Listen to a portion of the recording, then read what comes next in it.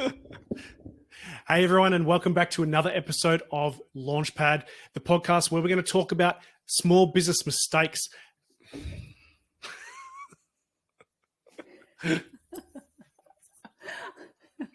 All right, you need to put together like a big outtake reel. Yeah. It's going to be so funny. All right. Hey everyone, and welcome back to Launchpad, the podcast where we talk about business, marketing, and everything in between. And in today's episode, we're going to be talking all about mistakes that are commonly made by business owners. All that and more coming up right after this.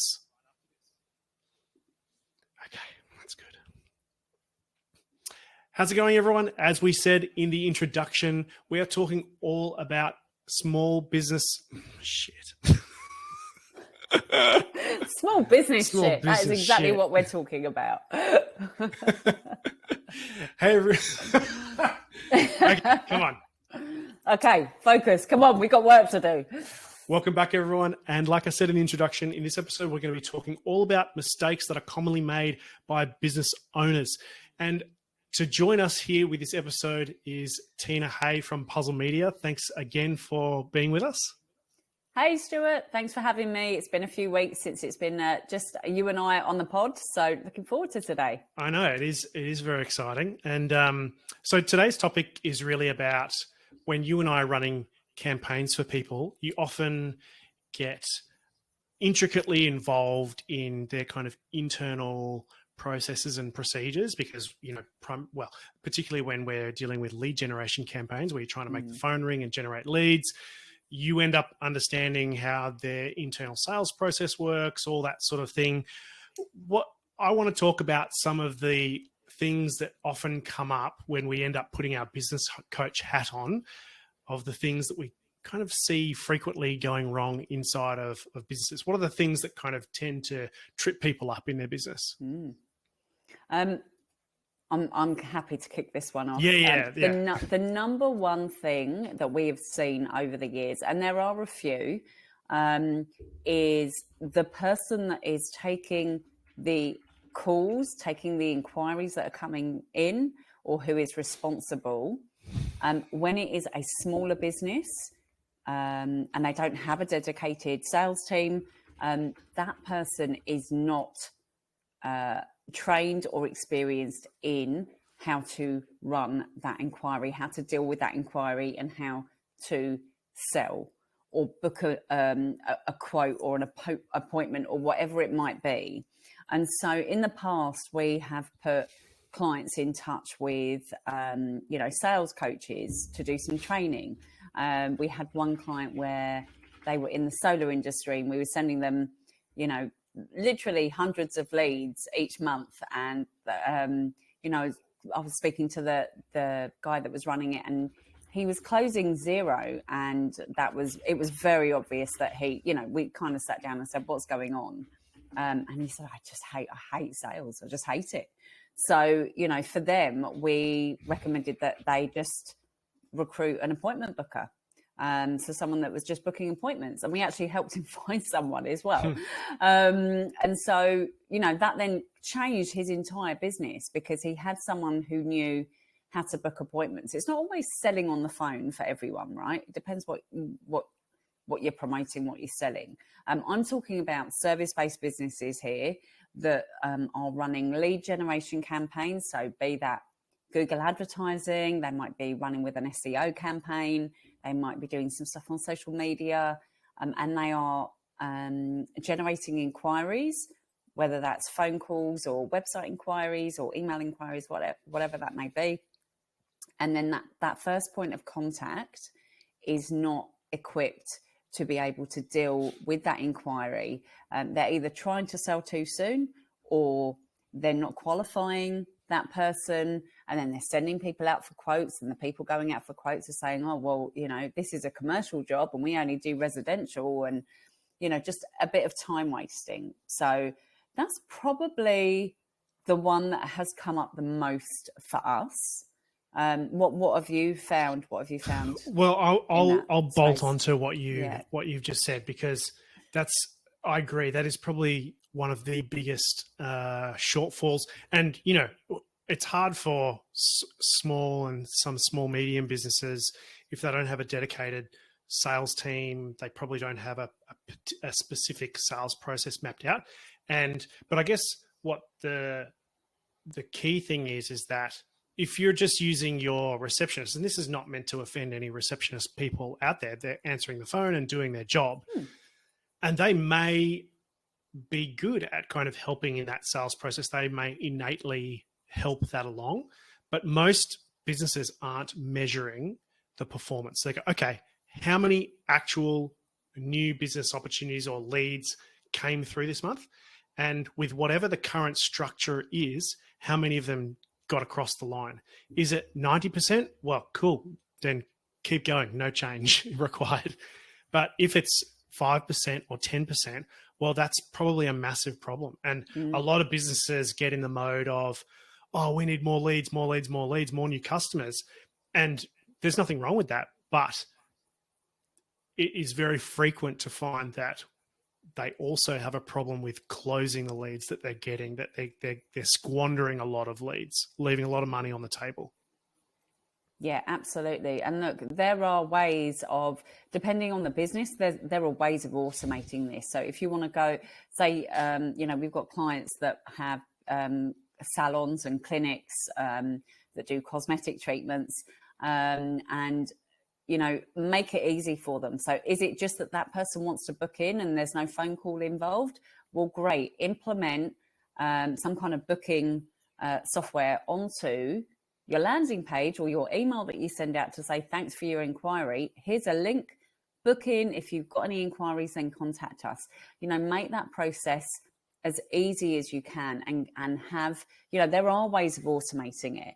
I guess this kind of goes on to the next one, which I'll talk about later. But, you can automate some of this, but you're right, Stuart, the measuring of it, we've had clients in the past that have kind of sat there saying, yeah, we're doing really well. We're closing 50% of inquiries. It's like, only 50%. What if we increase just that, just by another 10%? Doesn't take a lot to increase it by 10%. That then shifts everything because you're not spending any more. You're not really doing anything else and you're getting more work coming in. So then if you can work on that consistently and work with the people that are taking the calls, be that, an office manager or a receptionist, or it could be the business owner themselves. I've met plenty of business owners that are not great at sales and it's not their, they don't love it. And that's fine. And it's not, we're not talking about being that, that slimy salesperson, but it is just having that structure in place of asking the right questions. Are you listening enough, or are you just talking at them? One of the best tips I was ever given was ask someone how you can help them and then shut up and listen to what the person is saying before you jump in. So, it is the person that is dealing with that inquiry. Are they, talking over the person? Are they not listening to actually what is being asked of them? And sometimes that's where that breakdown in communication happens and people are getting sent off to do quotes for work that they can't actually facilitate as a business. So, and I think it's a really common problem that a lot of business owners find them in when they, start off their, plumber. I always use the plumber as an example. We always kind of go to this plumber example. I don't know why. A lot, just in general. Yeah, we love you, plumbers. You started up your own plumbing gig. You're answering the phone. You're also on the tools. Things grow to a point where you're like, okay, I need to step away from the phones or something. And so you employ someone to do that job, and then all of a sudden they're not just answering the phones. They're actually kind of needing to field questions like, oh, can the plumber help with this and this, or how do I solve this issue with the thing at my house? And they're having to answer these pseudo sort of sales questions, and they may or may not have an innate ability to do that, and nobody's kind of measuring it. But you go, well, our costs are this and our revenue is this, and you're trying to make stuff work, but you don't actually have a solid handle on what's going on in between. Yeah. This ties in perfectly with my second point, which is not knowing your numbers. Yes. So a lot of business owners don't know what their numbers are. And I'm saying that broadly because that could be the numbers in terms of the conversion rate of leads to appointments, or appointments to sales, or, website clicks to leads, or whatever your gross profit margin is. We spoke to a potential client recently, and we're trying to calculate the profitability of a campaign. And I was like, okay, well, cool. The revenue looks great. What's your profit margin though? Because, it's not 100%. It's not like, oh, cool, this is the ad cost and I made this much. Well, therefore the difference between the two is how much I get, because you've got cost of goods that have to come out of that for materials and whatever. So what is that percentage? Oh, I don't know. Yeah. And this business has been running for 20 years or 30 years or something. Scary, hey? And so, it gets really difficult to make things work efficiently if you don't really know where it's all at. Yeah. Absolutely. And again, this is something that, we've seen this a lot, with people that, they think they're doing okay. They actually think they're doing okay. But what they do know is at the end of the month, there are more bills than there is money. Bank balance is going down, not right? up. Yeah, exactly. And it is the numbers thing. And I see this so often. I do a little bit of coaching, just one-on-one, with obviously in marketing. And the first thing that we look at is people's numbers. And what I have found in the past, both from, the agency perspective and just working that one-on-one with people, which is pretty much the same thing, right?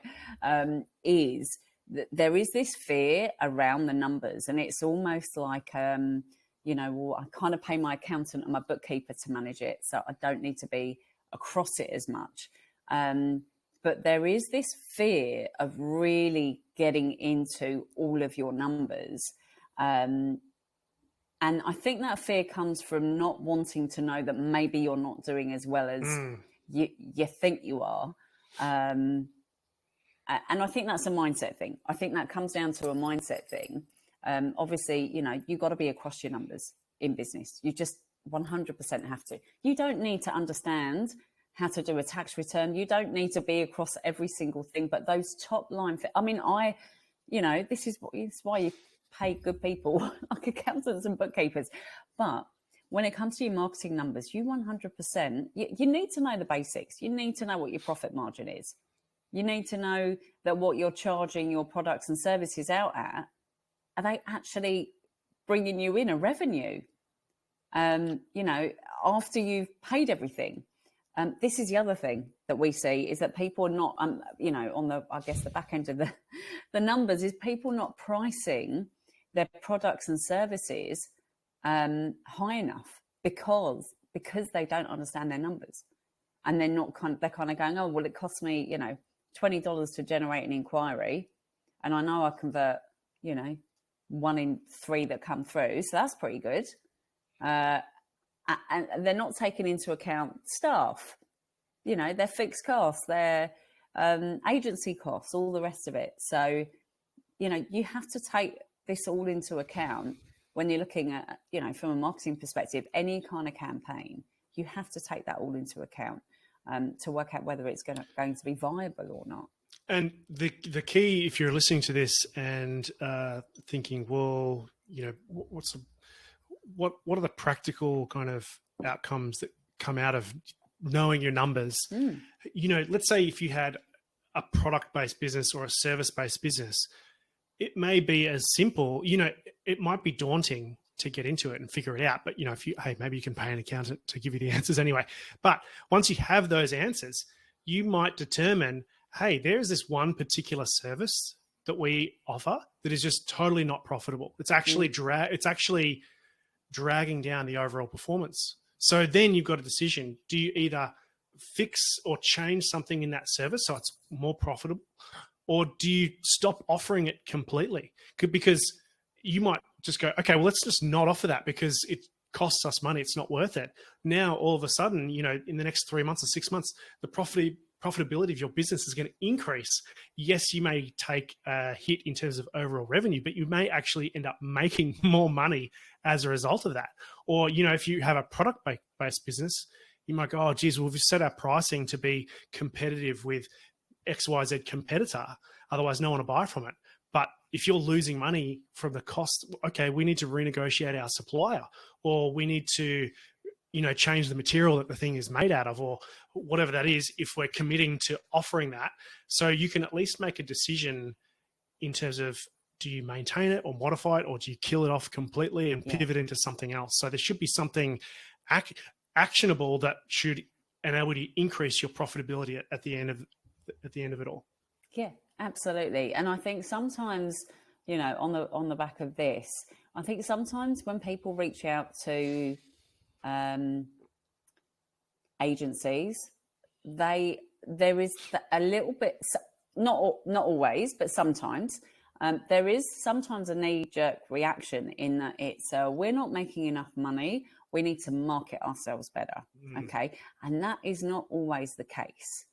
And so when you understand these numbers, like Stuart and I have just said, when you understand these numbers, you can then make that decision as to, is it a sales problem? Is it that we're not making enough sales, or is it that our goods are not priced well enough, or is it that our margins?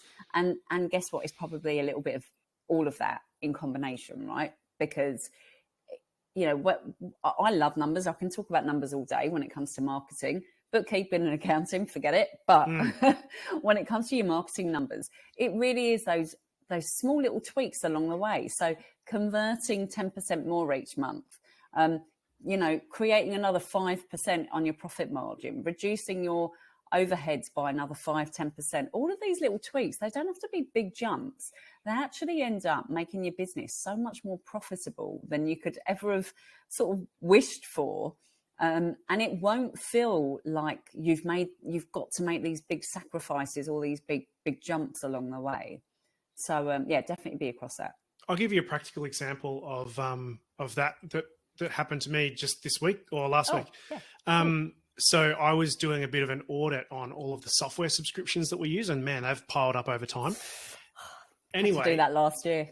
Yeah, and I found that there were about 3 that I was able to turn off that collectively worked out to about $400 a month. Yeah. Money saved, because I was able to consolidate them inside of another tool, and one of them was DocuSign. So do you use DocuSign? Yeah. No, we were using it, but we're not anymore. So I've used DocuSign for, basically the last 4 years. Yeah. But now Dropbox has... that's what we're using. Yeah. So I've just gone, well, hang on. I can probably do 95% of what I need in the free subscription for the Dropbox signatures, and just not pay for DocuSign at all. And even if I do exceed the free limit of the Dropbox signature features, the pay plan is still half the cost of what DocuSign was. It's so much cheaper. Yeah. So we moved over. It was actually, it was called HelloSign. So we switched over from DocuSign, I think maybe last year, to HelloSign. And that's the reason I switched as well, was because you could have that, if you need to do more than whatever it is, 3 for a month, which some months you do, you just pay for that month, and it's great. And it's like $20 or something ridiculous. So Dropbox bought HelloSign, and it's now Dropbox Sign or DropSign or whatever it's called. Yeah. And this is the difference between, well, I guess this is the step that a lot of small business owners have to make from being the guy on the tools and doing the work to being a business owner / team leader, where your job isn't so much to execute the tasks itself for the customers. Your job is about finding solutions to make the machine run in a more efficient manner, and removing obstacles, and, taking away friction, all that sort of stuff. So, the plumber, he's no longer looking at, different nuts and bolts and tubing and stuff. He's figuring out, okay, let's have a look at the suppliers where we get our equipment from, and where the insurance is at for our vehicles. How can we make this work and make it all more competitive? So it's definitely a mental shift to go, right, I'm running this business. It's not about doing the plumbing work itself. Yeah, absolutely. And look, those pesky subscriptions, they soon add up, especially for businesses like ours. I did a similar exercise and managed to cut a bunch. It wasn't $400 worth, but it was about half of that though, which is still, that is money in our pocket every single month that we can then invest in other areas. Yeah. Okay. And that's just one thing. That's just looking at your subscriptions. If you look at your insurances, you look at, all those different things that you've got to have and you've got to pay for. If you can reduce all of that a little bit, well, that then builds, doesn't it? And again, it's either profit or you can reinvest that back into profit. Ideally, you should be reinvesting back into the business if you're in that growth mode. Either way, it's up to you to decide how you reallocate those funds, or if you just give yourself a little bonus at the end of the year. Yeah, absolutely. Go and shopping. It's not to drag on this topic, but I feel like we're on a roll. But even things like what credit cards are you using, what's giving you the best deal, or we went through the process a while ago of figuring out the most efficient like a points spending, those reward points. Yeah. So ages ago, we switched on to Amex for the company, even though the fees are higher because they have a Qantas rewards, which lines up with our personal credit cards. Yeah. And then I'll give you a great example. I've got a friend of mine who does a lot of kitchen and bathroom renos, and he does not own a credit card, but his expenses each month on materials are insane, like thousands and thousands of dollars a month. And he's just paying for that out of his own pocket. It's like, man, you could just put that onto your company credit card, pay it off at the end of the month. So it doesn't make it any worse for you financially, but you're going to be racking up all these points. You could be traveling all over the place for free. Exactly. So all those kind of things to make sure you're extracting every little bonus out of because, hey, let's be honest, running a business is hard and it's hard to make money. Yeah. So you need to be squeezing every drop out of it. Absolutely. It's funny. I was looking at switching to American Express just last week for that reason. That's awesome. Oh dear. What else is there anything else, like what's another thing that you've seen when it comes to, this is a marketing specific thing. And it makes me die inside every time I see it. Not having any kind of conversion tracking on marketing campaigns. Yeah. So for anybody that's listening that doesn't know what I'm talking about, let's say you're running a Facebook ads campaign, and you are paying a certain amount per month. It's generating, let's say, 1,000 clicks through to your website. And then presumably some people make a purchase if it's an e-commerce, or they call you or email you if it's a lead gen campaign or something like that. If you do not have conversion tracking set up, there is no way to accurately attribute all those phone calls or sales back to the ad campaign itself. So you go, oh, cool. Well, I know that I'm spending whatever, $2,000 a month on this campaign. And I know that in total I had 50 phone calls for the month, but I have no idea how many of those just came from my networking or, SEO, and how many actually came from that paid ad campaign. And my view is that if you don't have an accurate way of tracking conversions, you should not be running the campaign at all, because it's pretty much just a waste of time. So this kills me every time I see it. It's horrible. Look, I could talk about this one for a little while. We see this all the time when we do audits, whether it's a Facebook ads audit or Google ads audit. Where people are not, where they've done it themselves, and you know what, they've done a pretty good job, but they can't tell you. You go into their Google Analytics, there's nothing set up properly, or GA4 as it's now called. Nothing set up properly, no conversions, you can't track it back. We're fans of like layering up the conversion tracking, particularly when we're doing Facebook advertising campaigns, and we're spending some big budgets. So we've got a client that does 3 or 4 big launches a year.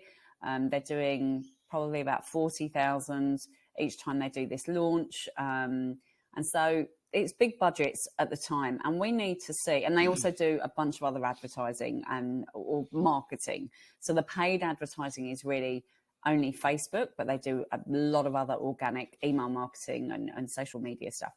And so they really want to accurately track, and they use Keep, which is the love child of Infusionsoft. Yeah, correct.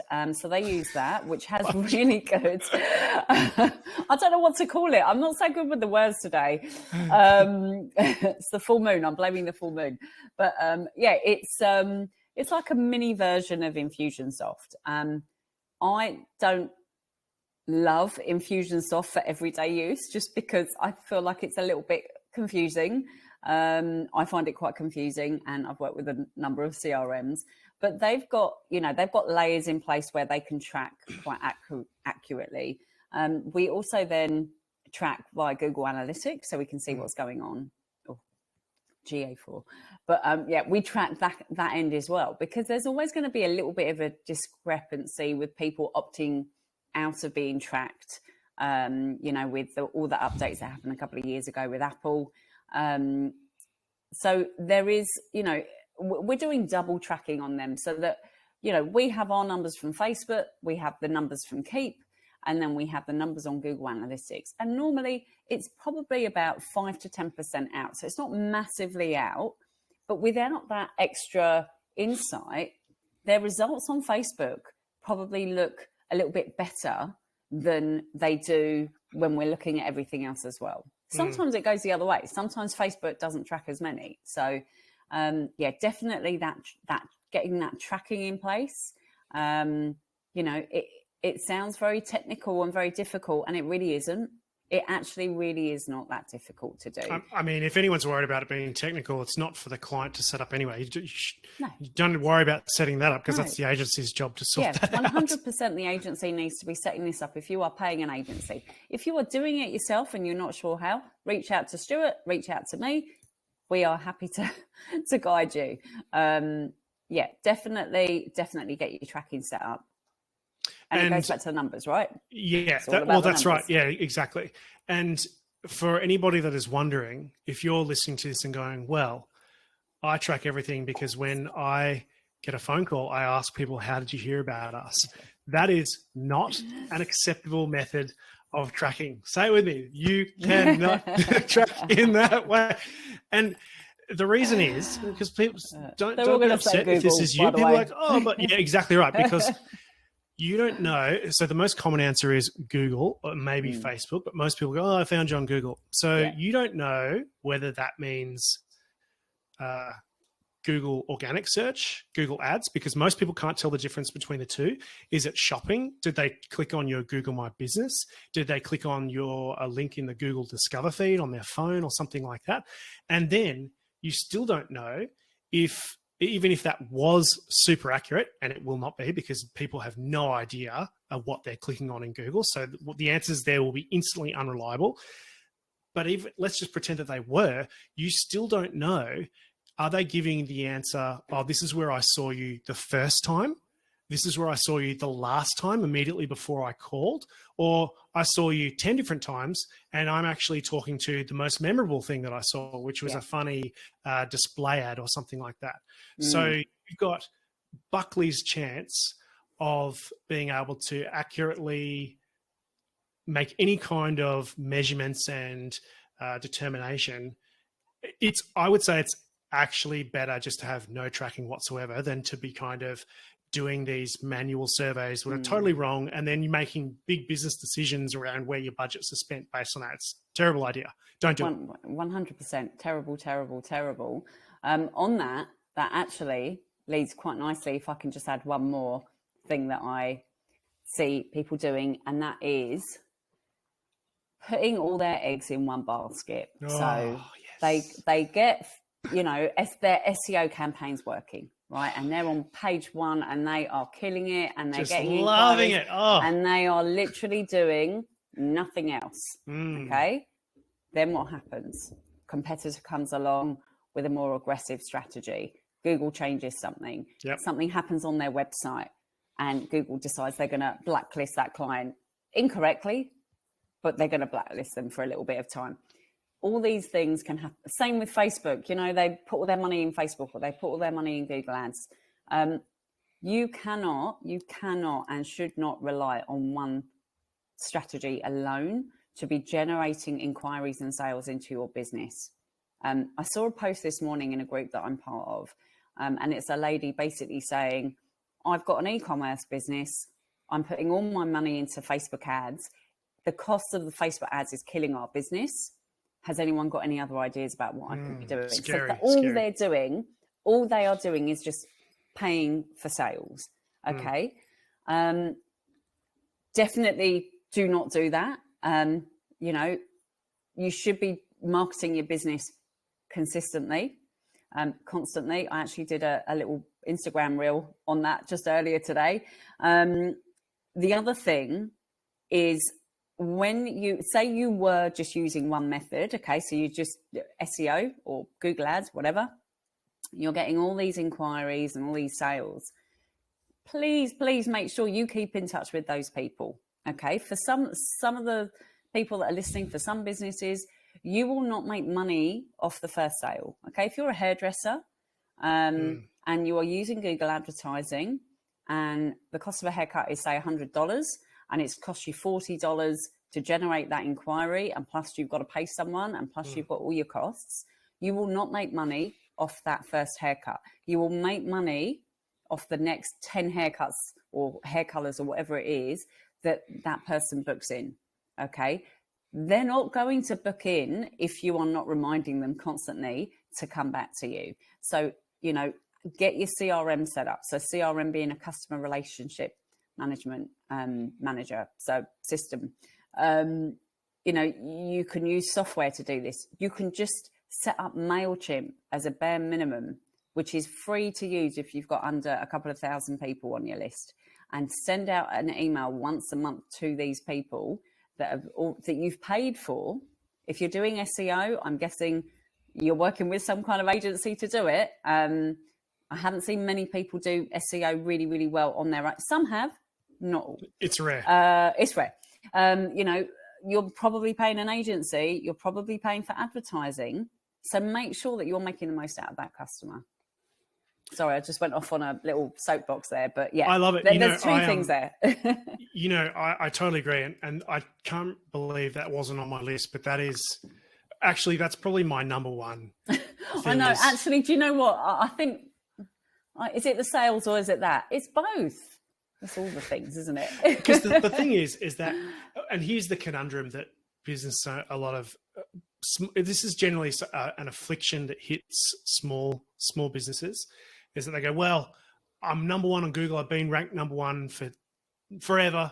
It's never going to change. Or my Google ads have been running this way. It's awesome. We've got it down. You know, we've got this thing down pat, whatever it is. So we're good to go. Don't have to worry about that. And well, we took on a client just this month where it's difficult. If you were to say a year ago, hey, you know, you should look at doing marketing. But we're making heaps of money. We're booked out. We're too busy. Why would I spend more money on marketing when I couldn't service those people anyway? So it seems a bit counterintuitive to develop more marketing channels when you're flat out booked.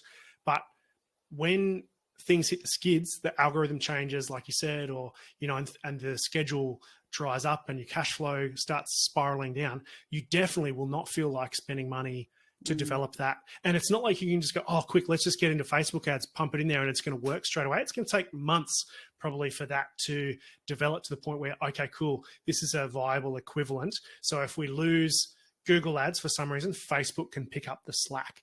I use the analogy of a stool that only has one leg on it. Like, you would not sit on a stool or a chair that only has a single leg. It'd be suicide. But that's how a lot of small businesses operate. They have one channel. They go, oh yeah, we get it all from referrals, or we get it all from Google, or we get it all from this.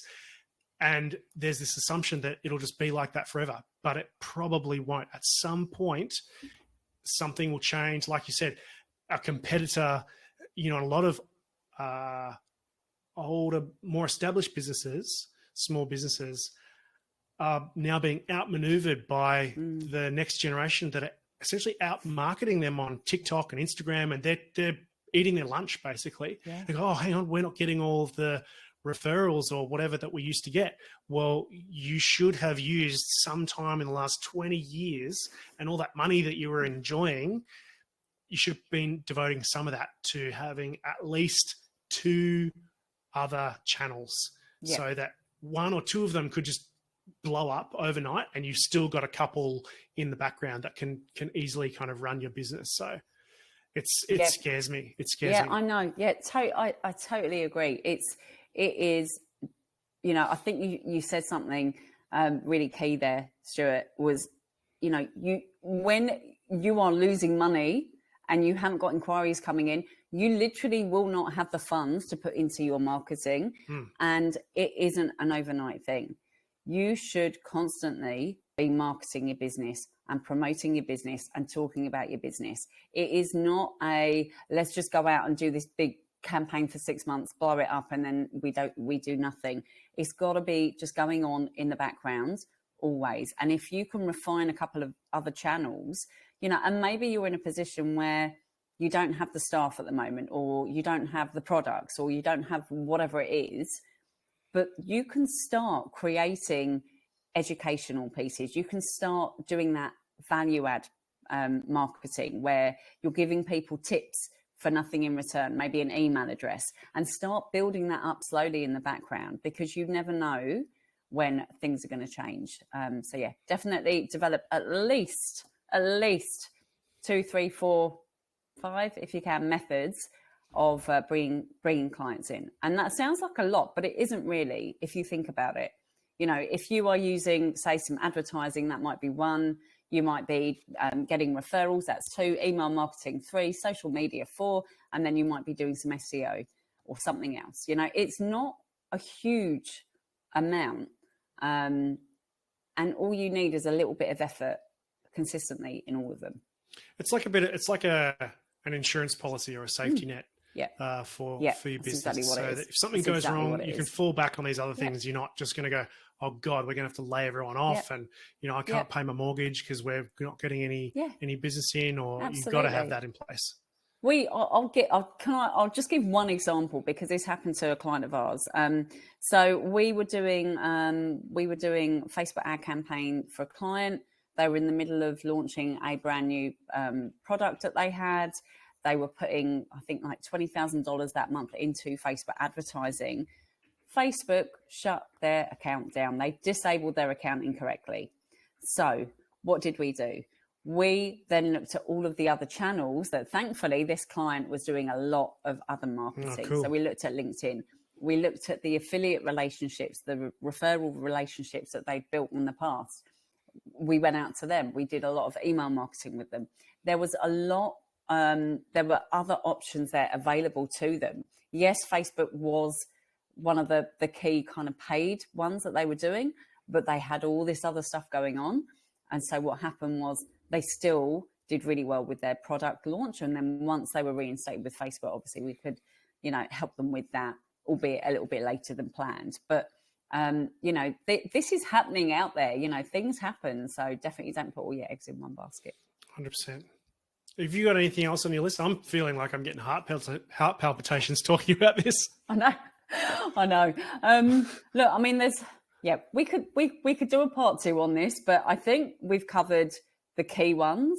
Really just, being across your numbers, not putting all your eggs in one basket, looking at your sales process and making sure you're following up with people. And was that it? I was going to say, you're doing good recalling. I was like, oh yeah, and whatever that other one was. And that other one, just listen to the beginning bit and that one. Oh, cool. Well, that's pretty much, this is a longer one. We were on a roll there. So look, thanks for everyone for joining us this afternoon. Oh God, I'm just going to edit that. Well, thanks for everyone. So close. I can do it. I thought I was just going to cruise on You got into it. this. Well, that's the end of another episode of Launchpad. And I want to thank you guys for tuning in and listening to us ramble on about all this stuff and get it all off our chest. It's very therapeutic for us. So I hope you guys, as the listeners, are getting something out of it as well. Make sure you tune in next time on whatever your favorite podcast platform is. We are pretty much available on all of the main ones. I want to thank Tina from Puzzle Media for coming in for another week. Thank you. Thank you. That was a good therapy. Get off our chest session. TED Talks. It was. I'm going to have to go have a nap or something to recover from the emotional damage. But I want to, as I said, thank everyone for tuning in, and we will catch you next time on Launchpad. Thank you. Cool. That was a good one. It was.